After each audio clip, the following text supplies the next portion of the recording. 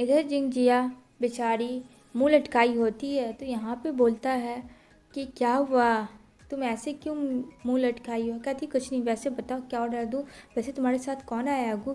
तो कहता है मिस जीन आई है। कहती क्या मिस जीन आई है तुम्हारे साथ, सब ठीक तो है ना।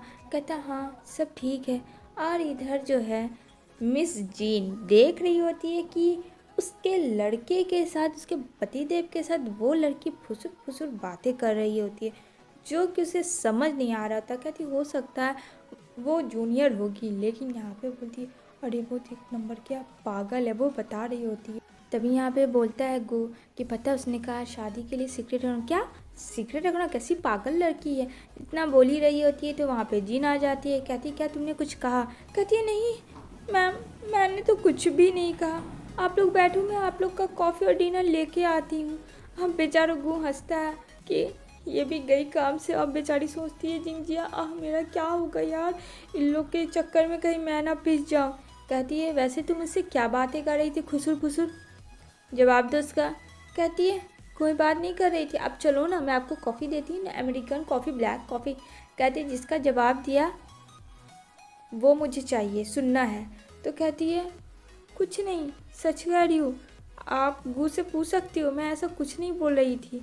तो गू बोलता अच्छा चलो ना, ऐसा कोई भी बात नहीं हुआ है।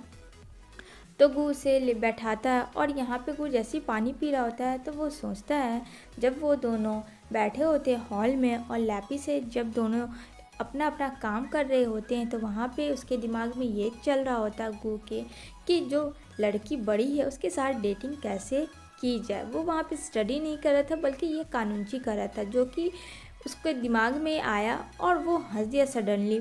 तो यहाँ पे बोलती है क्या हुआ, तुम क्या सोचो। कहता कुछ नहीं, चलो इंजॉय करो। कहती है हाँ इंजॉय करूँ मैं, क्योंकि बेचारी का रोमांस तो ऑफ हो गया था। इधर बोलती है वैसे मुझे तुमसे कुछ क्वेश्चन करनी है। अब जिंगजिया का तो काफ़ी डर से हालत ख़राब हो जाता है कि एक तो उसने पहले से गू के बारे में उसके मुँह ही से सुना है कि जिन कैसी है। कहती hello ji, I am intern from the R&D department, मेरा नाम लिंग जियांग है। तो कहती है हाँ हाँ मुझे पता है, वैसे तुम गू से क्या रिश्ता रखती हो। कहती कुछ नहीं, बस हम दोनों क्लोज़ है। तो कहती है कितने क्लोज़ हो तुम लोग। अब बेचारी क्या बोले कि वो कितनी क्लोज़ है उससे, जबकि वो तो एज लाइक फ्रेंड है। कहती है प्लीज़ गलत मत समझना, बस हम दोनों एज लाइक फ्रेंड है, दैट्स इट। तो कहती है मैंने पूछा तुम लोग कितने क्लोज़ हो। तो कहती है सच कह रही हूँ, हम लोग क्लोज़ नहीं है। अरे गु कुछ तो बोलो तुम। वो उसे टच करती है। यहाँ पे बोलता है गु कि वो कैफ़े है उसका यहाँ, और यहाँ पे वो लोग काम करते हैं, और मैं क्या बोलूँ तुम्हें जिन, और कुछ भी ऐसी बातें नहीं है।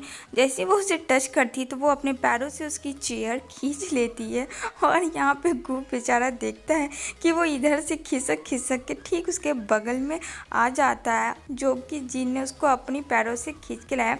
और कहती है तुम्हें पता है ना हम दोनों का रिश्ता क्या है। बोलती है जिंगजिया हाँ हाँ हाँ मुझे पता है, आप दोनों एक दूसरे से बहुत लव करते हो। यहाँ पे वो उसे ज़ोर से चींटी काटती है गू को और कहती है बोलो क्या रिश्ता है तुम्हारा उसके साथ। तो यहाँ पे बोलती है बस पार्ट टाइम में यहाँ जॉब कर लेती हूँ और कुछ नहीं। कहती है ओके ठीक है, मैं देखती हूँ तुम्हारे जॉब के लिए, अगर मेरे जगह कुछ अच्छा होगा तो मैं अपने ऑफिस में काम करवा लेती हूँ, क्या कहती हो। अब वैसे तुम्हारा जब इतना बड़ा कैफ़े है, होटल है, तो क्या तुम बुक कर सकती हो हमारे लिए। तो कहती है हाँ आंट के लिए मैं क्यों नहीं, आंट से पूछ के करवा दूँगी। तो यहाँ पे बोलता है जीन आंट। तो यहाँ पे बोलती है हाँ आंट, मतलब गू की आंट हुई और मेरी मॉम हुई। तो यहाँ पे बोलता है कि ये उसकी माँ है और मेरी आंट है और हम दोनों कज़न है। अब तो बेचारी जीन का पोपट हो जाता है कि क्या वो तुम्हारी कज़न है। कहता हाँ वो मेरी कज़न है, क्यों तुम्हें क्या लगा था। कहती है ठीक है आपको कुछ चाहिए तो बता दीजिए। कहती है नहीं ये सारे पैसे मैं पेड कर दूंगी। तो यहाँ पे बोलती है जी हाँ नहीं नहीं मैं कर दूंगी पेड, आप टेंशन मत लो। तभी वो फ़ोन करती है लू को और बोलती है कि हमारे कंपनी में लिंग जियांग कोई है। तो कहती है कि ओके मैम मैं देख के बताती हूँ आपको। तो कहता है ठीक है, और बोलती है जिन अगर कोई अच्छा वैकेंसी है तो मुझे बताना, मैं उसे जॉब पे रखूँगी। तो कहता है ठीक है। इधर वो लोग जा रहे होते हैं। अब तो यहाँ पे गू काफ़ी हंस रहा होता है, लेकिन जी का मुंह बना होता है। अब तो उसे दिमाग ख़राब होता है, क्या मेरा बेबी कैसे होगा, अभी बेबी होने से पहले ही मैंने इतना बड़ा सियप्पा कर दिया, अब क्या सोचेगा मेरे बारे में। इतना सोचती है वो, तो उसका हैंड टच कर लेती है। बोलता है कि तुम यहाँ 1 सेकंड बैठो, मैं अभी आता हूँ। कहती ठीक है।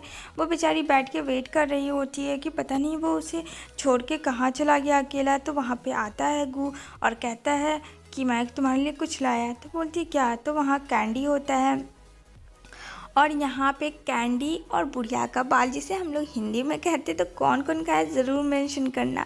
तो यहाँ पे वो मुंह बना रही थी अब पाउच करके। तो यहाँ पे बोलता है गू कि क्या कर रही तू, मैंने तो तुम्हें दिया था खाने के लिए ना। तो कहती है अरे तुम समझती नहीं हो ना। तो कहता नहीं तुम्हारे लिप में कुछ नहीं लगा हुआ। बोलती है ओहो ए गॉड, कुछ तो इस अक्ल दे दे कि इस इंसान को रोमांस का थोड़ा सा भी आ रहा जाए। कहता है क्या हुआ।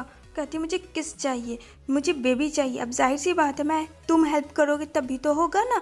वो बेचारा ही ओपन बोल दी थी उसे। यहाँ पे बोलता है गु क्या तुम्हें बेबी चाहिए।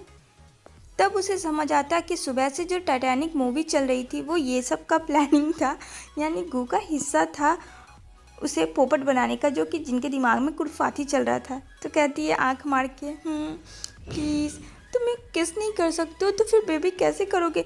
तो कहता है तुम पागल हो गई है। कहती नहीं ये लीगल है, शादी के बाद तो हर हस्बैंड वाइफ करते, इसमें कौन सी बड़ी बात है। अब बेचारा क्या करे। तभी वहाँ एक छोटी सी लड़की आती है कुछ देने के लिए, फ्लावर बेचती है। तो बोलती है नहीं बेबी हम नहीं लेंगे। तो यहाँ पे बोलती है ले लो और नहीं तो तुम्हें बहुत सारे बेबी होंगे। अब इतना सा सुन के तो जिनके मन में लड्डू फूटता है। अब बेचारा गू से साइलेंट करता है क्योंकि अभी उसी टॉपिक पे बात हो रही थी। तो बोलती है तुम ये सारे बकेट रख दो, बोलो कितना हुआ। तो वो बताती है, कहती है ओके ये लो तुम्हारे पैसे। कहती है थैंक्स आंट। बोलती है चलो अब खुश हो जाओ। और वो सब ले लेती है, बेच लेती है फ्लावर्स ताकि उसको बहुत सारे बेबी हो। जीन तो काफ़ी खुश थी। बोलती है ये ले लो मुझे बेबी चाहिए। कहता क्या। कहती ओ सॉरी ये ले लो बाद में बेबी चाहिए, पर बेबी चाहिए। तभी जैसे ही वो उसे किस करने वाला होता है तो उसके सर में एक अजीब सा घंटी बजता है, जिसके वजह से सब कुछ का दुनिया घूम जाता है और उसे कुछ समझ नहीं आ रहा होता है कि वो कहाँ पे है, क्या कर रहा है। तभी वहाँ पे उसका सर इतना चकराता, काफ़ी कस के चिल्लाता है। बेचारी जिनका तो डर से हालत ख़राब हो जाता है। बोलती है गू क्या हुआ तुम ठीक तो। लेकिन वो ठीक नहीं होता। इधर नेक्स्ट डे वो पहुँच जाती है जांग के पास और उसे पूछती है कि ये सब एक्सीडेंट कैसा हुआ। तो कहती है छोटा सा एक्सीडेंट था। कहती है छोटा सा एक्सीडेंट था, मुझे शुरू से बताओ। तो बताती है जब हम लोग गांव में रहते थे और वो 17 इयर्स का था तो कुछ लड़कों ने उसके साथ बदमाशी कर और वहाँ पे इसके बुक्स कॉपी को सारे को फेंक दिए, फाड़ दिए और उसे वहाँ मारे थे, जिसकी वजह से उसको पीछे सर में पेन होता है और उसे कुछ समझ नहीं आता है कि उसके साथ क्या हुआ। और उस वक्त उसके स्टेप फादर थे, उसकी माँ भी उसके पास नहीं थी। अब बेचारी को काफ़ी टेंशन हो जाता है कि अब क्या करेगी वो बेबी के साथ, बेचारे गू के साथ। तभी उसे कॉल आता है, स्माइल करती कहती आ रही हूँ। इसी के साथ एपिसोड